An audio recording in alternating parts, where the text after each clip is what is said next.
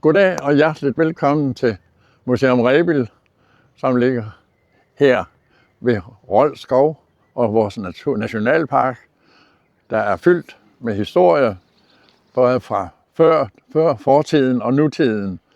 Vi har masser af historier, både ude og inde. Så hvis I har tid, lyst og lejlighed, så velkommen indenfor og god fornøjelse. Nu får I nogle glimt af, hvad Museum Rebild kan byde på af gode historier. Og det er mange. De berygtede røvere, der huserede i skoven i 1800-tallet. Kulsvigeren ved sin mile. Pottemagerne med det røde lertøj. Og ikke at forglemme krybskytterne, hvor den kendteste uden tvivl var Lars Kjær, som sidder her i sin skydehytte. Skovarbejderen med økser og sav.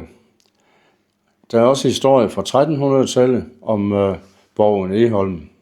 Viser de flotte marionetdukker fra Skørping Marionetteater. Vi viser spillemændene og deres instrumenter.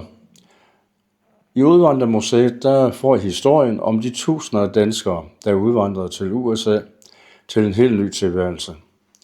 Museets guide vil følge jer rundt og fortælle historierne.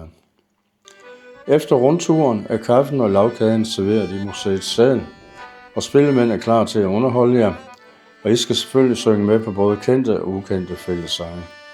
Så der kan hun sige, kom og vær med til nogle hyggelige timer her på Museum Rebild.